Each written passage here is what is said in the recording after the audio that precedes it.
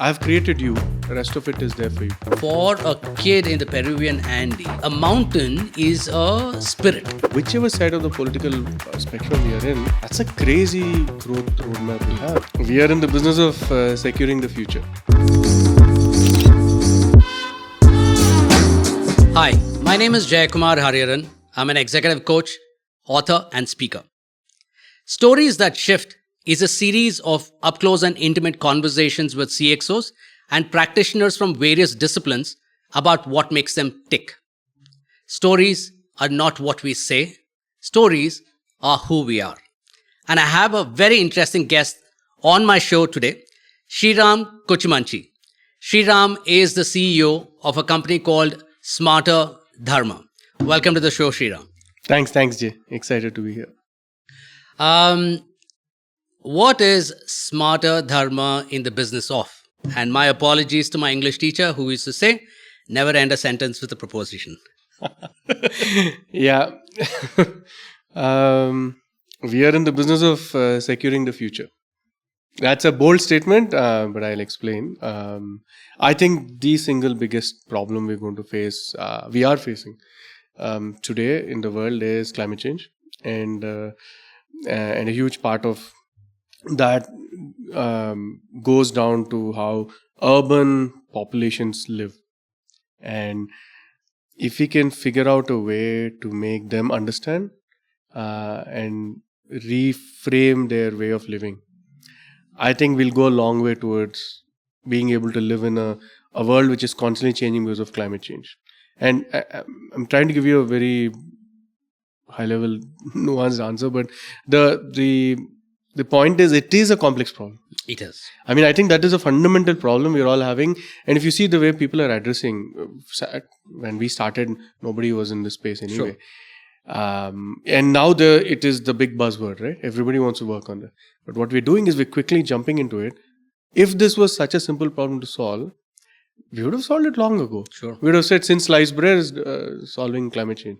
But that has not been the case. It's a complex problem. So I was trying to answer in that way, trying to make it generic enough. Because fundamentally, climate change is driven by the solution has to come from within us. It's not somebody else getting it. And Smarter Dharma's aim is to be a catalyst in making that happen. So if I was to connect the dots and put it very simply, climate change is a real issue. It's facing the world and not just organizations. It affects all walks of life. And within that, you kind of realize that the real estate business or cities, the way they're planned and utilization of resources is a big challenge on the way. There are various factors. Like you said, it's a fairly complex piece of the business, but the best way to eat an elephant is one piece at a time. Sorry for the macabre example, but and you chose, so if I were to understand it correctly, utilizing technology and enabling real estate players to reduce their carbon footprint and in turn making the world a better place. Yeah. And for the vegans there, the elephant was made of soy. So I love it. So the problem is this, right? As you said, so cities, and I'm glad you corrected from buildings to cities, right? So the way we are planning the cities is a problem. Now, not getting too technical, but climate change, global warming, there are 4 big industries which have been one of the biggest contributors to that: energy, agriculture, transportation, and buildings. So buildings are in the top 4, and the way we are growing as a world just India, look at us, right? We have a 100 smart city roadmap. Whichever side of the political spectrum we are in, that's a crazy growth roadmap we have, and we have housing for everybody. India is the 3rd largest cement consumer. By 2030, we will be probably the largest concrete pouring country in the world, right? So if we're going to go that way, buildings have a huge impact. But unlike other industries, buildings are unique because a building is going to live 55 to 70 years. If you do it well, that means you can reap benefits of a good design, which led to the data point that for the least capital, you can have the highest positive impact in the built environment industry. So hence building. So Smarter Dharma started being much wider in its impact. Sure. But we, double click and came down saying, okay, if you want to really scale the impact we want to have, let's pick building industry. In that we said, unlike like pretty much every industry, at the design stage, can you fix it? Now, even if you're making a chai, you want to have the right ingredients of sugar, right amount of sugar at the beginning, not add it later, right? So same way, building, can we design it right? As opposed to today, most of our approach, which is post-occupancy band-aid, right? Yeah. You have the building done. Now you're saying, okay, can I add solar to it? Or can I change the water management? But that's going to be expensive and inefficient. So Smarter Dharma's aim was, okay, built environment, scale up city. So at the design stage, how do you inject sustainability? And so the deeper thing there, sorry, I'm giving you a longer answer. No. Please go for it. But the deeper thesis, which is what led me to do this also, is, but we know this. It's not like it's not known. When the first article about carbon or global warming happening came out, 1912. In a New Zealand newspaper in 1912, the first small snippet of an article came out saying industrialization is releasing a lot of gases which are stuck in atmosphere, blah, blah, blah. This is a science and world is warming up. 1952, the first booklet comes out. 1984, Rachel Carson's book comes out, Silent Spring. 2001, Inconvenient Truth comes out. Yeah. So our knowledge has been improving. We have known this. What's happened though is as we are knowing the knowledge is, growth in knowledge is directly proportional to growth in our economy, infrastructure and all, right? So it's a scary thing. In spite of knowing, because of a growth strategy we are not making changes, right? So why is that happening? Because steadily as species, if you look at the whole earth as an ecosystem, we are the only species which planned and moved out of the ecosystem. What I mean by that is, from a bacteria to the dinosaur, everybody had a symbiotic relationship, a natural relationship with this ecosystem. We are the only ones, we moved out of that ecosystem and said, this ecosystem is at my beck and call. Even religious or faith has driven us into that direction, saying, God just created you to make use of the rest of the ecosystem, right? And when you have that mindset, you don't have an idea that I need to live in a symbiotic relationship. Resources are finite. I need to take some, I need to give back some. Which is how pretty much everything else works. And when we have that mindset, over a period of time, we have built apathy towards this resource, this ecosystem. The rest of the ecosystem, whatever happens, as we say in Hindi, bhaad mein gaya, it doesn't matter to me. Right? And I'll give you, again, personal example. I'm not just theorizing, right? Sure. I used to work in tech industry. Now, I was always conscious about climate change. At the level of third floor, I'm going to walk downstairs, go into the garage, get into the car, come out, see the temperature. If it's hot, turn on air conditioner in the car. If it is cold, turn on heater. Listen to public radio. Be conscious about what's happening around the world. Drive straight to office, park the car, walk in. My cubicle was far from window those days. You have no idea if it's raining, hot, cold, what color of the tree, what is the flower outside my window. You have no idea. You have conditioned your personal environment and the environment around you to your need based on technology. So you have no idea what's happening. It's like today when you see a beggar on the street, you have apathy towards it, him, her, right? If you at that instant feel like you'll drop 10 rupees and walk away, otherwise you don't. Our connection to nature has become that. So this has been my learning over time, and we're like, how do we bridge it? So we did a study. We interviewed, we did focus group discussions with lawyers, with architects, with students, with tech people, with financiers, with social entrepreneurs, right? With a bunch of different groups. When we say today, why is there not enough action towards solving climate change? Our knee-jerk reaction is to say, there's not enough awareness. But actually the truth is, not everybody might know what happens at 1.5 degrees when we breach. What are the 6 greenhouse gases? We might not know all that, but all of us will know that construction is causing air pollution. Too many cars is causing air pollution, which is causing health issues, which is increasing temperature. So we all know that. We call that fragmented awareness. So there is fragmented awareness, broadly. Yet there is not enough action, tangible action. There is a missing link between these two. That missing link is that empathy towards nature. Because over years we built apathy. So the only space where we saw action was with social enterprises, social entrepreneurs, guys who have built the idea of empathy into their DNA, right? I want to solve this problem. This is a problem which is big enough. That's where we saw. So our learning is awareness is not enough to cause action. You need empathy.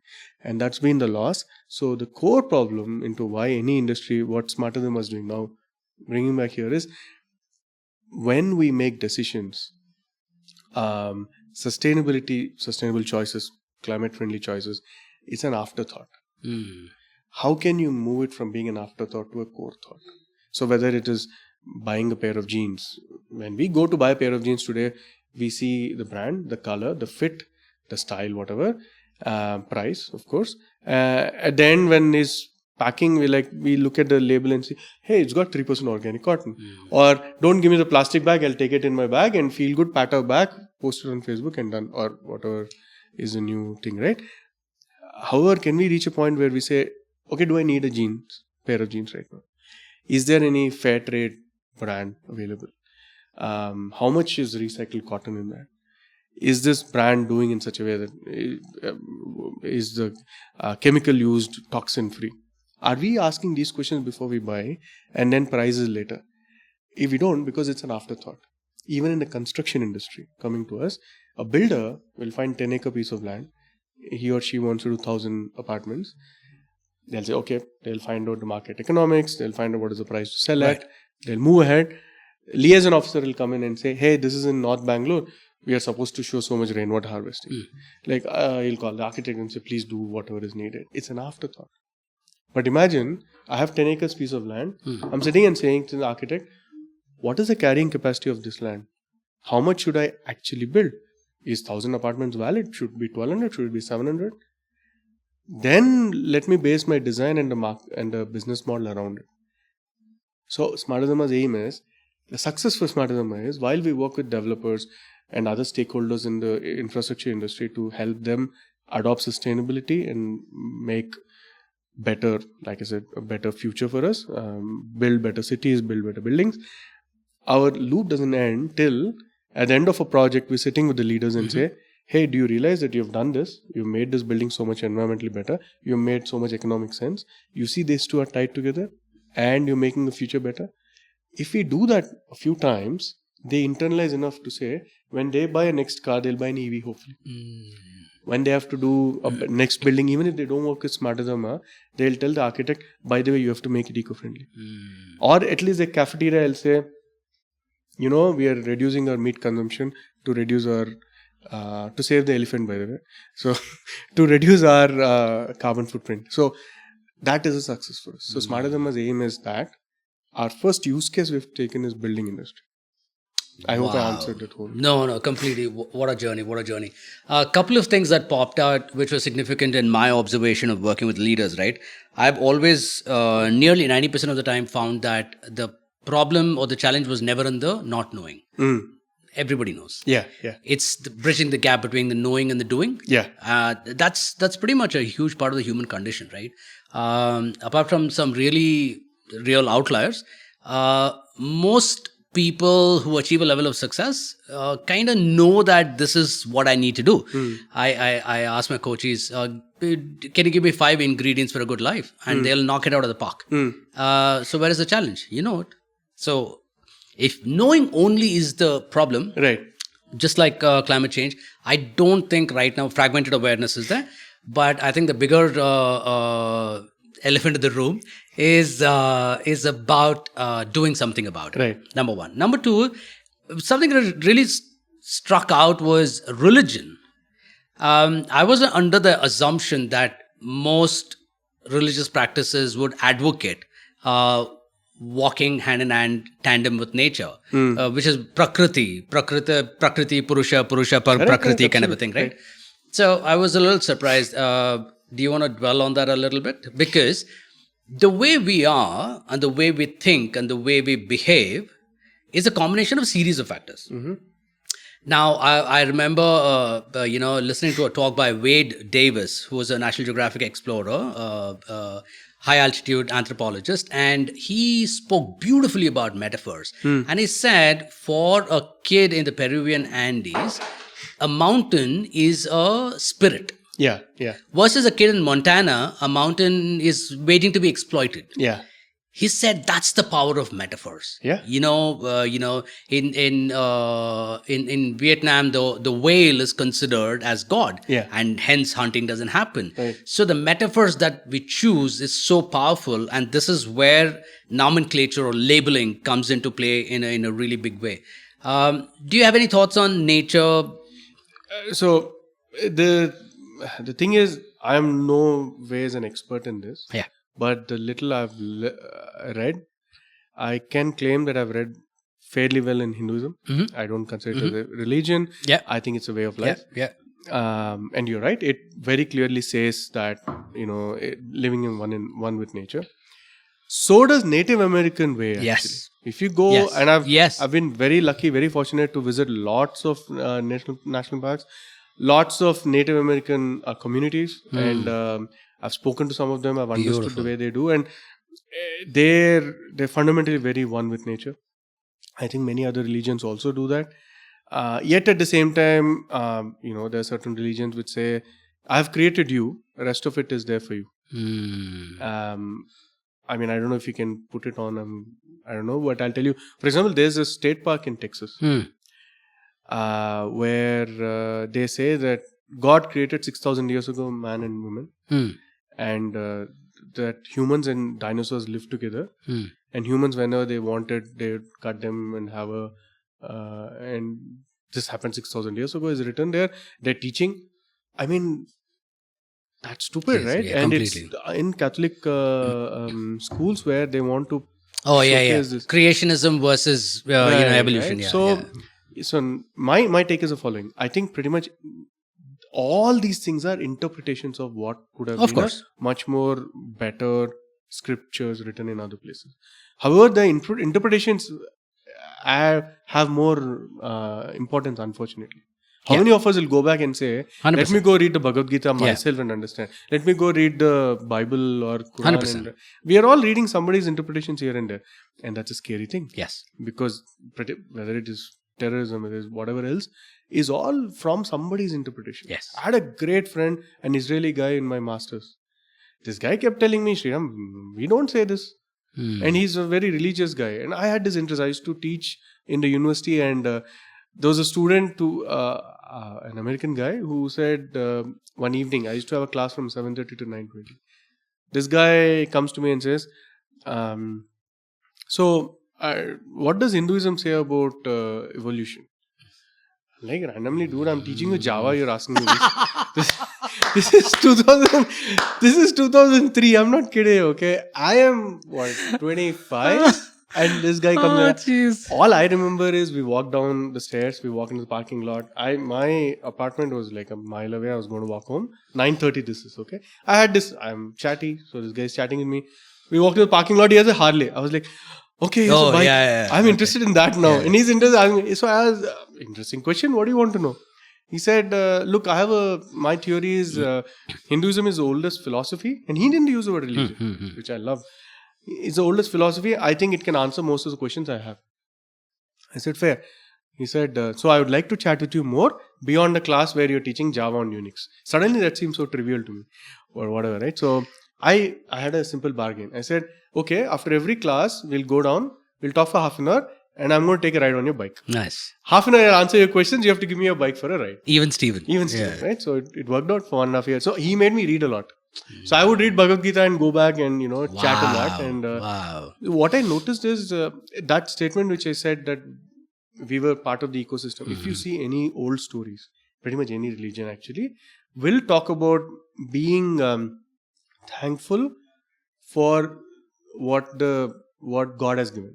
And if you look, God is ultimately there's some superior thing which has created us. Even science tells that, right?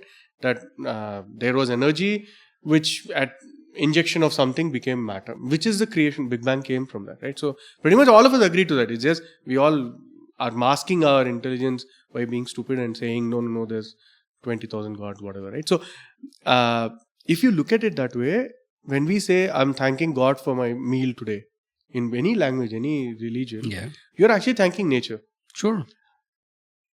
So the guy who's doing that can't tomorrow go and say, let me go drill more oil. So there is hypocrisy at a very deep level, right? Yeah. It is strengthened because some of these religions are saying, don't worry, I have infinite amount of food to give you. I have infinite amount of resources to give you. You do what you want. That strengthens me to go tomorrow and drill more oil or whatever else I'm doing. That should not be there. And some of the interpretations today are this whole idea of, the creation could have been infinite. No, I made you in my image, which means you're a reflection of who I am. Yeah. As it is, we think we are the godhead of all species. Right. And then we have religious anointment on top of that to, justify the whole thing. Yeah. So that's why it's important that when some of these Pope recently spoke about being climate conscious and all. Amazing. He probably this is the best Pope. I really like this completely. guy. Yeah, completely. He's probably the best. Yeah, right? completely. So I think in every way it's progressive. Completely. Absolutely. Right? So I think they have a role to play. Every religious leader has to be able to say, look, yes, there is a superior power which has probably put all of us together, brought us all here, and in our own image all of us are equal. Tell me all that. Tell me also that what you're using today is finite. Be conscious and be aware. It's like in the movie Avatar, when they kill that thing to eat, they pray. Yeah, absolutely. It's beautiful. Yeah. Whether you're cutting a potato to eat or you're killing an animal to eat, soy animal, you still have to pray to it, right? So I think that if we learn that, I think we're in a better place. No, I think it's definitely circular, right? And Vasudhaiva Kutumbakam is essentially in a similar way. The whole world is one family, and the more you coexist with nature, it becomes that much more harmonious. But the complexity of the challenge that's facing us flies in the face of or faces strong headwinds with climate change denials. Right. And some countries like the US are very, very famous in the hypocrisy. The biggest consumption of oil, and then export all their waste to other countries, or move on to EVs, but EV production factories are held in some other. It's rife with hypocrisy. Right. Why do you think that though? Say again. Why do you think that is the case? I think in the rampant run up to providing abundant food sources to their populace, right? Number one, agriculture we always thought of was like a blessing, right. Agrarian, but we knew that itself was the beginning of our departure away from nature. In that sense, right? Then we don't need to travel. We don't need to move around. Right. We've always been a nomadic tribe, but then suddenly we became constrained to one place and let's live off the land, kind of a thing. You're right. And Absolutely. that significantly, it went both ways. Now feeding the world is getting to be that much more harder in some ways, but also easier in some ways. But right? Did you know the amount of food waste in the US? It's 40%. 40% of the food waste is their post-consumption. It is incredible. If you go there and you eat the portions they give, first much of all, more than what you need, right? So supersize me up. So I think the point is, as you said, the hypocrisy. Why does it happen? It's because we are refusing to alter our way of living. You can't, it's the age-old thing. This is what I wrote recently in an article I sent you, that we have all come into this problem because of our imbalanced overconsumption of resources. Let's not use the word carbon. Carbon is too complex. Carbon is... Because ultimately carbon is an outcome of resources, right? So let's do that. So let's talk resources, right?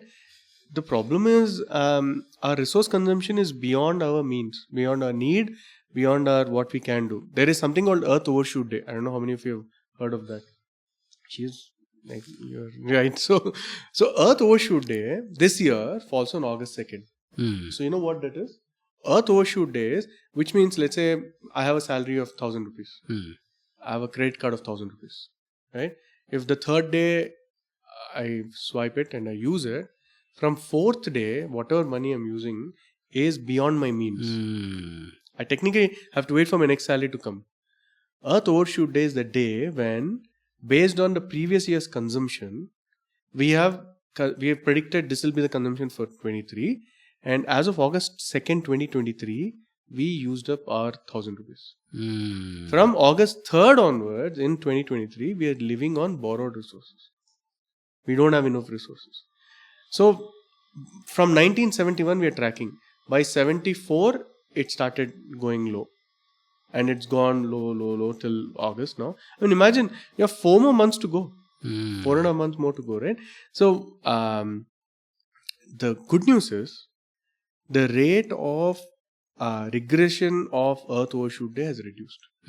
We're talking like a CFO playing with numbers, but still it's some positive thing, right? To say that the rate of regression of overshoot day, but to the point, what you're saying, our consumption of resources is beyond our means and beyond our need also. 100%. I mean, this is the other tenet which is core to me and hence became core to Smarter Dharma. Is this is Gandhiji's old line of where Earth has enough for everybody's need, not for everybody's want. He said this in 1930, and we are 100 years from now. We are really realizing the true meaning of it.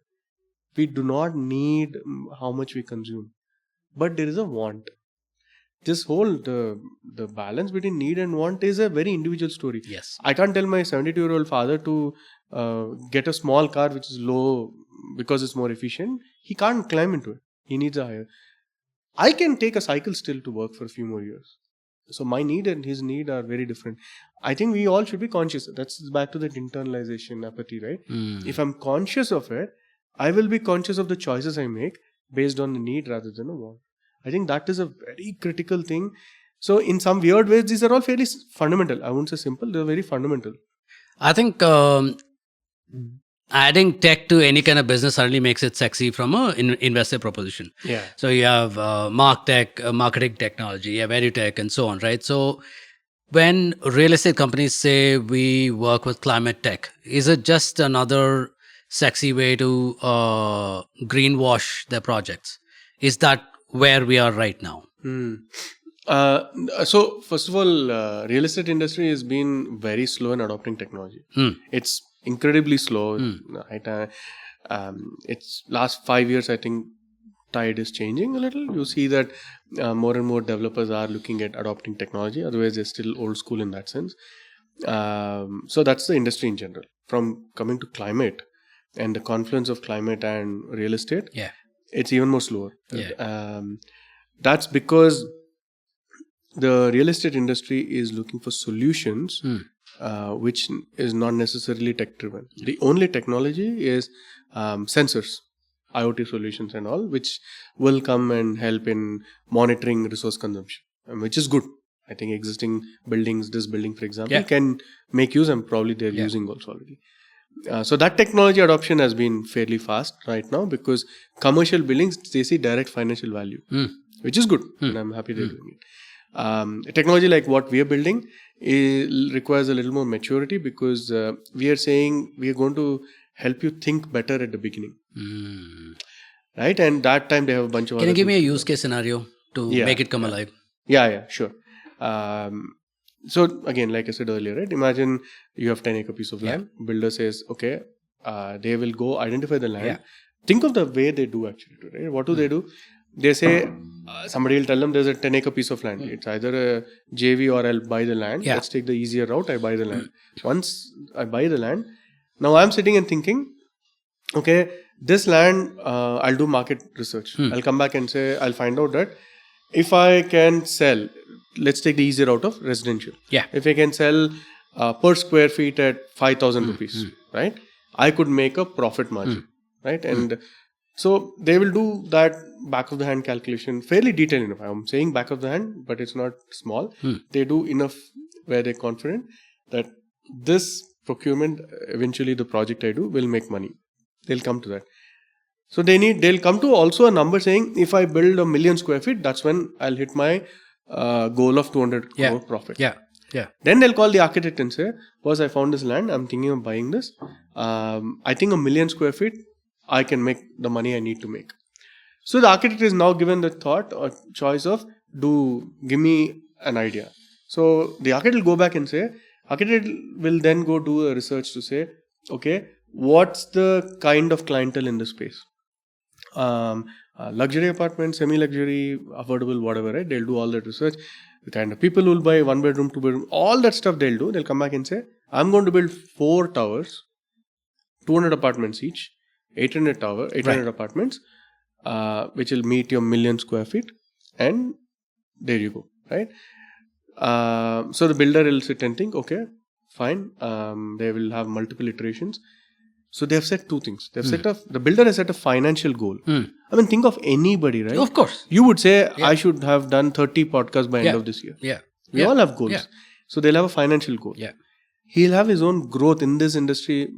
How many million square feet am I building? Sure. So he'll say million square feet. Now, when it comes to sustainability, what happens is, the market has matured in the last 5 years to the point where they know they should become sustainable, green, whatever term they use, but they just don't know how. So, but they need to set goals. Their goal now, 90% of them are, I'm going for mandate. Government is saying something, I'll do. Yeah. Which is not sufficient, and policies never work in India. People find loopholes.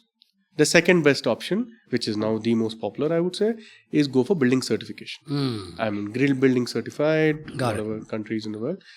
Meaning American is lead, US has something, Europe has something, India, whatever, right? So they'll go for certification. We are coming in saying, that's where our tech comes into play, is we are coming in saying that you have 10 acres, you want to build whatever, 800,000 apartments. If you know the location, we will now tell you what sustainability goals you can set. How do we do that?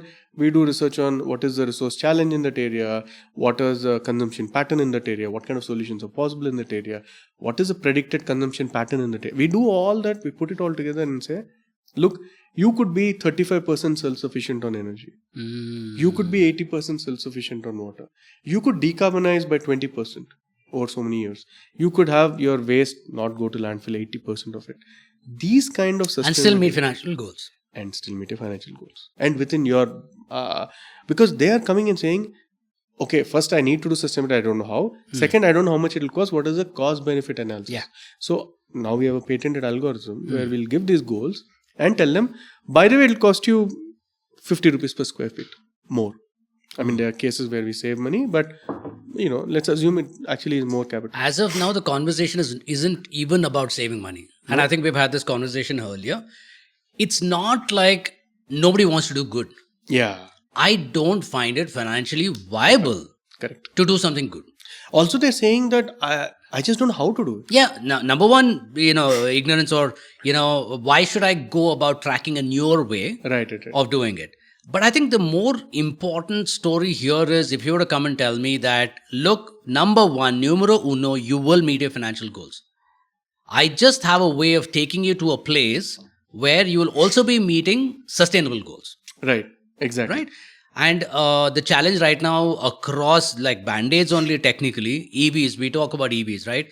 Now distribution of energy in, the energy expenditure that goes in manufacturing EVs is as much as whatever you're saving, when you're using an EV. There's kind enough of a thing. LCA where, so there is that. Number one. Number two is, higher capex costs. Right. Input costs are higher as of now. The conversation is we'll get more volumes, and when we get more volumes, there will be capabilities of scale, and then it will come down. Unit economics work better. Right. But at this stage, with the real estate industry in the country poised to go from height to height to height, and is it a strong enough proposition for Smarter Dharma? So, major inflection point was 2018. Prior to that, most of the time, even real estate or non-real estate clients, I would actually have to explain to them what is climate change, what is the impact of climate change on their business, and how is their industry having an impact on climate. I have to do this whole one-on-one, right? And then they'll be like, okay, now what can I do for you? Post 2018, the first part is taken care of. Now they're directly saying, well, some level I understand climate change is an issue, I need to do. Tell me how. So it showed in our financials taking a spike 1920. Then COVID, of course, we had. But last 12 months has been the strongest financial year in the history of Smarter Dharma. Nice. Because more and more people are coming and saying, tell me what to do. Tell me what to do. How do I do it? You guide us, we'll do it, right? So back to your tech question also. Now we've mastered this now enough, done about 11.8, 12 million square feet of built as well building work. And we've worked with the leadership where they internalized. So many of them come back to us, we have repeat business, or some of them made changes, they've asked us their personal carbon footprint, we've done all that. So we've seen decent, I wouldn't say phenomenal success, but I've seen happy enough where we feel empowered to do more, right? That. Now we are at a scale point. Yeah. If we have to, and last year I spoke about how Smarter Dharma's aim is to mitigate 1 billion tons of carbon by 2030. We're the catalyst to do that. If we have to do that, we can't do where building to building we go give these goals, right? Yeah. If we are sitting and saying we'll help you realize 30% self-sufficiency on energy, 80% on water, etc., we can't do. That's where tech comes. So now we're telling a builder, you have a 10-acre piece of land, you're trying to figure out what to do, plug in that data into the platform, we'll instantly tell you what goals, and we'll tell you how to achieve it, and for what cost, and what is the cost-benefit analysis. All that we are automating instantly. What would have taken them 6 weeks to even ascertain what to do, we are instantly giving numbers, and we are saying this is a data science platform, which means it'll learn. Yeah. Now, the numbers might not be accurate, but we're giving you some, you go now correct it yourself. If we tell you that, look, you can do so much solar, you want to change it, go for it, change it. Or we are recommending certain size of landscaping, you want to change it, change it. As they change, the ML will, kick in and it'll learn, it'll become better. Now, our aim is, and again, my thesis is, people, when you need direction, you need to set a goal first.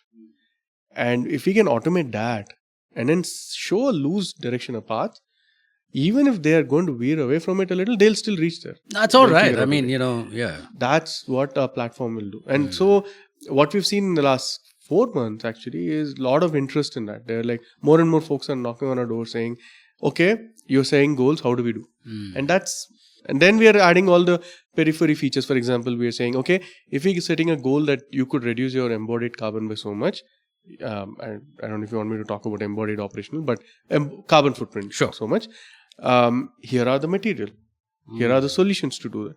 We have vetted them, we have ranked them, and we have an open marketplace open for public where somebody wants to change their tiling in their individual house, or a builder wants to make a new brick solution which will help him meet his or her embodied carbon goals.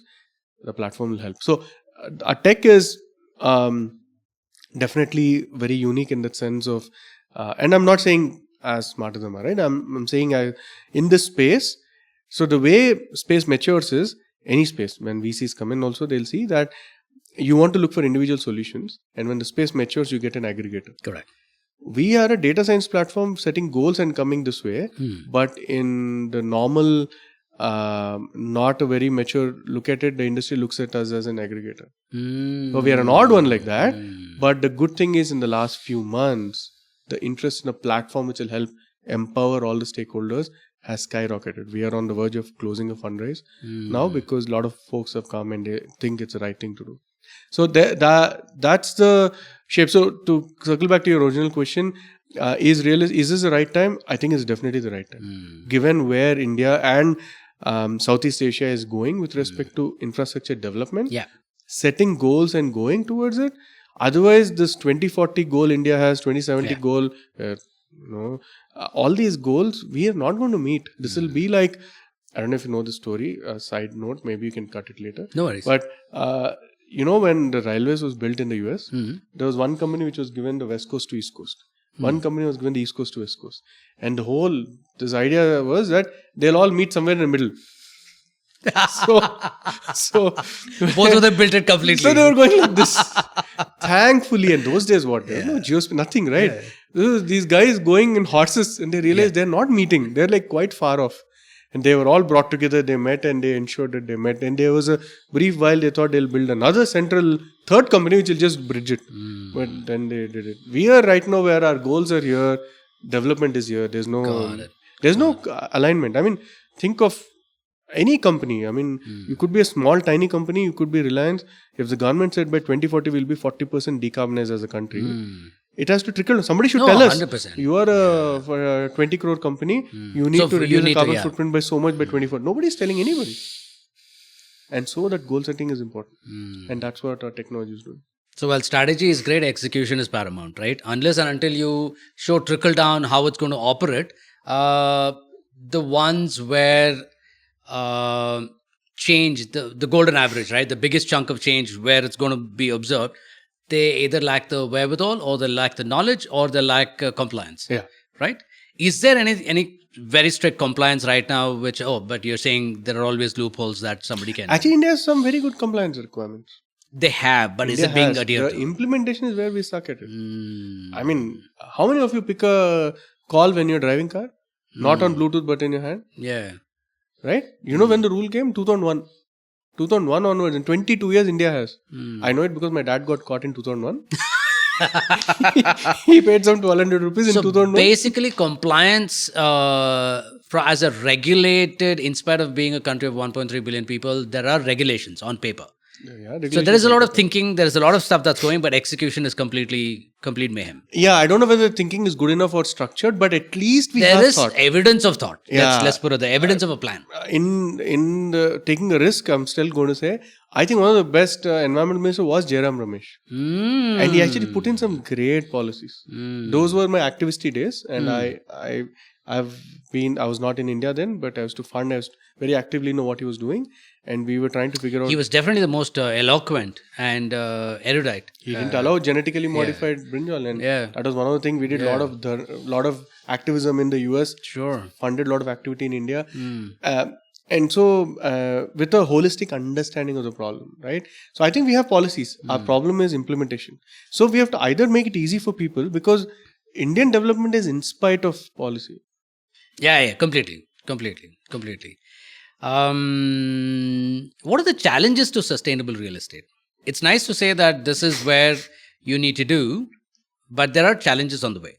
One of it, like I loosely spoke about, could be higher capex or whatever. Yeah. But if you were to chunk it into 2 or 3 big challenges, let's look at the challenges and say these are legit challenges. These are not just figments of imagination in the minds of real estate players. They're legit challenges, but we can solve them. What do those challenges look like? One of the first thing is capex, and there's a philosophical thought on that which we need to really talk about. I will park it. We will definitely get to that. Yeah. So capex is something to talk. Yeah. Because that is independent of any industry. Sure. Not just real estate. Sure. But in real estate, yeah. The second thing is lack of dependable and easy to make decision around solutions. For example, I'm just coming from a meeting with a very conscious developer client of ours, somebody we work with. Somebody is coming and pitching to him saying he would guarantee this community will be water positive in 3 years from now. So he's saying 3 years from now in a community we're building, which means in another 1.5 years it will be done. A resident will move in 2 years from now, 3 years from there, 5 years. And I asked this guy, what is your pedigree? What have you done? And the oldest project is done is 2 years ago. So we don't know whether this will work. So the dependability, trustability of solutions is a big headache. Now we are in this space. People call us because we do our thorough research. We go to their sites. We see what's happening. Why is the solution better when we recommend to somebody? Builders have to have the patience, temerity, and element of willing to take risk to try new solutions. Some of them will fail. Online, that's pretty much true of 90% of tech, you do, right? Anything, right? Anything in life we do. Exactly. All those guys must be buying stocks at the same time. Who knows what will happen, right? So that's there. But obviously, because it's a building, and building industry fundamentally is conservative. Their non-conservativeness is only with respect to acquisition of land. The moment land is done, they lay the first brick. Then suddenly become very conservative. They become extremely conservative. They're not willing to take a single risk. The argument is, unlike any other industry, this is a physical asset. Come on. Right? So that's the second problem. And second and third problem. Second is access solution. Third is risk taking. Risk taking is very low. I think these are some of the challenges in adopting sustainability. But there's a fourth, which I should mention to the builder's side point. One, like I said, access to solutions. The fourth is maintenance of these solutions. What happens is, many a times, even if a builder is progressive and says, you know what, I'm going to deploy this new solution. These are all new companies and maintenance. Everybody's a salesperson saying, I'll take care of it. India is a place where I'll come in 5 minutes. Of course. 5 minutes can be any time, right? Yeah. It's the same thing. I'll take care of it. Yeah. I'm there. Why are you worrying? Again, I have a nice story to tell on this side, no? But I'm there. Why worry is there, right? So that is risky. This is that. And the final thing, and this is very specific to residential. What the other 4 are commercial, residential, hospitality, doesn't matter. But the final thing is very dependent on residential, because I'm the developer. Let's say you are buying a house from me. Now, I have to spend a little capex extra. Let's say I meet all those other things. I'm willing to do everything else, but there's that 50 rupees extra I need to spend to build. Who will pay for it? No, absolutely. I was just getting there. Yeah. The whole question is, on whom do I pin this extra cost in residential is a huge challenge. Obviously, the poor consumer is there waiting to be milked. Yeah, but then they're smart enough. They're asking. If you show one of my client in Bangalore, first in the country, I think, who's formerly a Brigade, I can actually name them, Brigade, has on the cost sheet saying green fee. We worked with them, and the builder was progressive enough to say, Sriram, I'm okay, I'm willing to spend the money, put amount, how much I'm spending, how much is from my pocket, from a customer, that's my call, and they do. I can vouch for the fact that they spend more money than what they're asking. There's a leeway there. With some clients, I can ask them to fork it. With some clients, I'll bear the cost. So they found like a working mechanism. Yeah. No, this is very. It's a slightly similar example, but also a different example. Indra Nooyi got hammered on stock earnings on all the aerated drinks and whatever, and she listened to customer feedback and whatever, and then she put a lot of money on fruit juices and stuff like that, and the stock took a beating. She goes to Wall Street and say, what kind of hypocrisy is this? Right? Here I'm trying to do something good and I get penalized. Yeah. And, corporate CXOs, I mean, the CEO is like a QS, QT kind of a person, right? Quarter se quarter tak. And it becomes a really, really tightrope walk between balancing the managing finances and ensuring that you're leaving the planet in a better place. So, which is why my sympathy lies with all the real estate players who, I'm sure they must be willing to play their part, but at what cost? And like you said, I'm willing to do it. I'm a progressive person, but I need to pass on the benefit and the cost. I need to get the cost. I need to recover the cost from the consumer. And if the consumer turns away, then I'm left in a very uneasy kind of a frame. Yeah. And that's you kind of went to the first problem. This is directly tied to the capex, a high capex. And you know why it is, right? If you have not watched, I highly recommend pretty much everybody to watch this documentary called True Cost.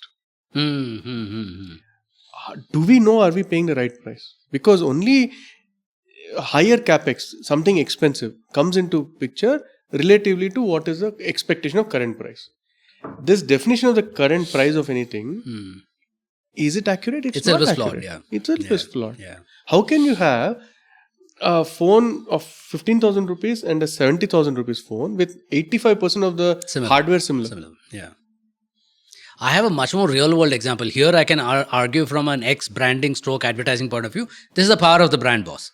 But the scarcity of diamonds, inversely proportional to the value, being controlled by the diamond cartel, is an actual way of saying that, okay, we'll induce scarcity into the market, so to jack up the value of the end product. Right. And that is there, right? Even this one, right? And that ties into then saying it's expensive, right? Yeah. And then you're saying, okay, anything. But then on the other hand, I'm thinking of India as a kitna dete hai country. Right? We love 100%. Ultimately, what is the correct? So somebody pegged that this apartment should cost 50 lakhs or whatever, right? That price, there is absolutely no logic. No, right? there isn't. There's only everything. The price, but actually they should have a logic. Like at the end of whatever, how many years, this coffee mug will go out, it'll be thrown. What will happen to it? This, let's say I manufactured, I sold to VWorks at 100 rupees, right? Now, this 100 rupee coffee mug, at the end of its life, it'll throw. It'll be thrown. Somebody has to pick it up, it'll go. What happens to it after its consumption is a cost, right? Now, somebody else will come and say, this is a 130 rupee coffee mug. But when you finish it, hand it over to me. I'm going to take it, recycle it and reuse it.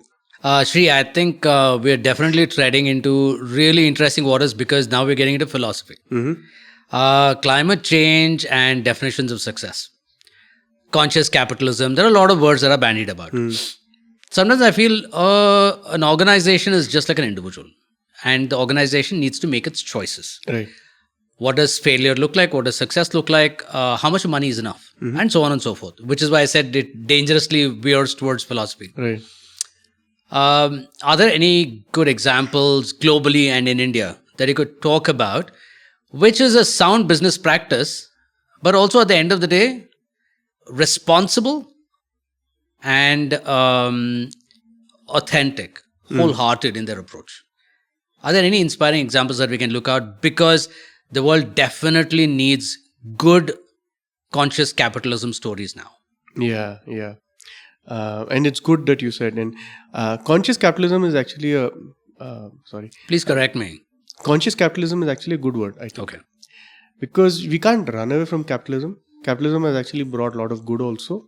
I think some good, lot relative, right? But what has capitalism brought? It said, give me the highest quality for the lowest price.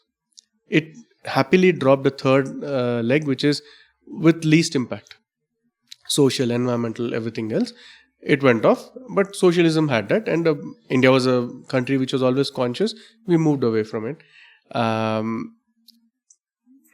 The default thinking is if I'm socially conscious, quality will drop or price will go up. The balance is what we need. Capitalism conveniently said, forget impact. As long as these two are good, I'm good, right? So conscious capitalism brings the third leg. Now, and there are some very good examples. Now, definition of success and all that has to be discussed. But just let me pick an example and then we'll talk, right? One Indian great example is there, which is not known publicly, is if you have ever been to an ITC, ITC group, right? Not just a hotel. ITC group's head office, if you go, their office in Delhi, they have a great cafeteria. All the employees are fed only vegetarian food. There's no meat. They give food. Why? Because they said its carbon footprint is low and social impact is low. So they chose that. We can all argue, is it good, bad, right? There's enough science to prove that by 20 to anywhere from 18 actually till if you eat red meat, it'll go to 10x, 18% to 10x increase, right? In the carbon footprint or resource consumption from a vegetarian food. Vegan goes even lower. ITC is a global hotel brand, and in their hotels, probably to their customers, they feed all whatever is the customer's interest. Sure. But their employees are fed vegetarian food. I think ITC is a very conscious brand. I don't know if you know this, but all the hotels, ITC locations in Bangalore are on 100% on renewable energy. Yes. Right? Yes. They have done certain things. ITC is a great example. I think ITC has also, even though the founding of the so it reeks a bit of hypocrisy. Yes. I must say. No pun intended there. Yes, I know. Yeah, so, but I like But you like this aspect of the entire conglomerate where they're making very conscious. And I chose a big example. There's a lot of small examples. Tons and tons of small examples in India. Sure. But the other end of it is a Patagonia. I love Patagonia for a million reasons. I've been a customer, been to their store, whatever, part of their activism events in the US, I've done that. I'll tell you why Patagonia is important. I think it's kind of like Tesla. I put these two together, even though Elon Musk is in the news for wrong reasons these days, but they are similar because they are saying there is a better way to do things. And everybody uses this term, there's a better way to do things when they set up a company. But if you see Patagonia's story, and there's recently a documentary on his friends who have done something, and you see how Elon Musk thought of Tesla. They are saying, no, why are we looking at this? There's a 100-year-old technology of IC engine, and we're constantly only improving it. As opposed to, let me step back and say there's a better way of doing it. Patagonia comes and says, hundreds of years we've been making clothing and equipment, etc. Let me step back. There is a way to do this better. And if we are not thinking about this, then we are not solving the problem. And so they have deep-rooted impact. And I'm sure you know this famous story of in 2009, in the US, Thanksgiving is a big deal. And around that is tons of Black Friday shopping which happens. while the history of Black Friday, the Thanksgiving is very different. Let's put that aside. The modern take on Thanksgiving is where families get together. Wherever you are in the country, from that day, you have to have food in your mother's kitchen is the idea. Now, yet, because it's also the biggest shopping drive, because that kicks off your Christmas shopping, all malls are giving you deals and everybody's out shopping. Patagonia stood out in 2008 and said, our employees should also have time with their families. So we are shutting shop. We are not going to have deals. And what more, we are also telling you, you don't need our famous black jacket just because it's available on discount. Don't buy it. They released a massive ad. And their revenues shot up the following year. Now, a lot of people argue saying he's just smart. So be it. So what? Yeah. I know enough of whatever I've read that they come with, and their recent change in their company structure, the organization structure, proves that they come completely. They completely walk the talk. Yeah, they completely walk the talk. In fact, I'll give you a personal story. When I quit my corporate life from my tech job in Bay Area, saying now climate change, I want to work in this, with absolutely no idea what I'm going to do, but just I quit and sat at home. My wife was gracious enough to say, fine, sit at home without making money. But she bought me for that year's birthday 2 pairs of shoes from Patagonia. One made with organic hemp, the other made with ethically sourced leather. Both which have their shoe sole made with recycled car tire rubber. Wow. These were shoes. Okay. Now, I was very proud in many of you'll see some YouTube videos where in the talk I lift my leg and say, these shoes are, I do all that. They're dead now, those shoes. I've used them for 10 years. The second pair died 3 years ago. 2020, it died actually. I called Patagonia. I said, my sole is gone. Can you replace it? They came back and told me, we did our own life cycle assessment. We found that the impact of these shoes is still big enough, and there are hundreds of brands anyway making shoes. Hence, we decided to discontinue this shoe brand. Wow. But then, because I called and I said, I'm a big fan of you guys, I've been buying products from you guys. Then they found a vendor who does shoe repair for this kind of shoe with a recycled rubber somewhere in Midwest America and said, send it there. Now I live in India, moved to India, right? I couldn't do this, and I tried to get it done with a cobbler in Hyderabad. Never the same. But this is because the employees are the top down. If there is an ideology, sustainability, forget anything pretty much, ideology, values of the company have to come top down. The founder said it. Elon Musk said it that we are a different company. We are redoing the way we do business. ITC said there are these big brands who are very successful, and then there are small companies also which do this. I think it's top down. They set that value. Our success is not defined by how much money we make for our shareholders, our employees, and everybody. Our success is how much impact, and if we do it well enough, we will be rewarded. Because more often than not, most of us will buy a good product, a good solution, if we are presented the right information. If I'm sitting and telling you, you drink coffee here, it has this kind of negative impact. Yeah. And you drink coffee here, which has a positive. Yeah. And the price difference, even if this is 50 rupees more, if I present the information the right way, you will choose the better one. More of us will choose the right one than choose the wrong one. I think humans fundamentally will make the right choice if we are presented the right information. So it's up to the leaders in these companies to stand up and say, I'm so confident of my product, I'll present the right information. I know my customer will take it. We're talking about ESGs and Indian corporates, right? What's your observation? How serious are they? I like ESG because the precursor to that was CSR, which was a terrible idea. Yes. Because CSR, you're telling a company that you do whatever you want, as take long 2% as, of the profit and do something. ESG, you're saying you can't do whatever you want. You have to inject consciousness into your core business. Now you have to improve yourself and show us, report it. Like, this financial year, top 1,000 public traded companies in India must report an ESG. Their ESG report has to come out starting this year. 23 of them are real estate developers, by the way. Isn't that a sign that India, in spite of its size and meddling bureaucracy and till now the idea of inefficiency kind of a thing, there's still a lot of optimism, there's still a lot of hope from a compliance and a regulatory point of view? I think in general, India has tremendous positivity. Amazing. I think India is if there is a reason everybody's wanting to come to India, it's not just the business. I think India is at a very crucial juncture. We still have one probably generation still alive and kicking who has been steeped in the idea of social impact, simplicity, fairly circular in their thinking of how I live, to a new gen. I don't know what is the current alphabet, Gen Z, whatever, who are very exposed to the Western way. And everything is needed. We need a balance of that. I think this juncture, I don't know if you know this, but we have 350 million youth, definition of 18 to 35. No, 100%. We're one of the youngest. 2030, right? Yeah. We are the young.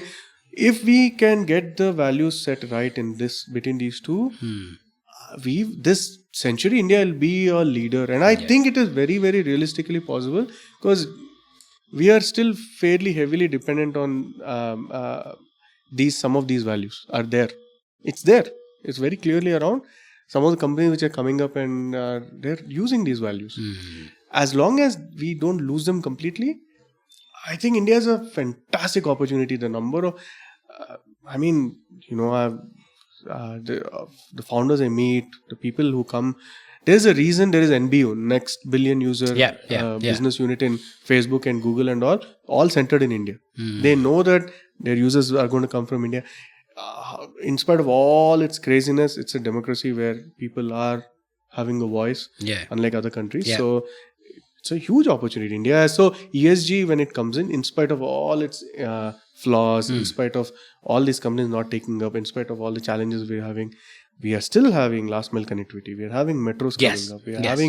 We are having companies, more and more organic companies coming up. Companies like Smarter Dharma are becoming better, stronger. Impact is published. There are only a handful of countries in the world who have a published SDG dashboard. India is one of them. There are only a handful of countries in the world who have a EPR, extended producer responsibility. India is one of them. Amazing. India is there, and it's a huge opportunity for, as more and more businesses get conscious about it, I think it will make a world of a difference.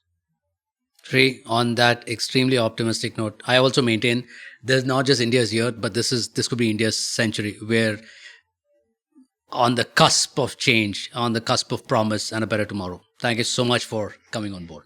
Totally. I love this. This is a great conversation, and I think stories, when you say have to be heard, anecdotes are what to be heard, and stories have to be pulled out by somebody.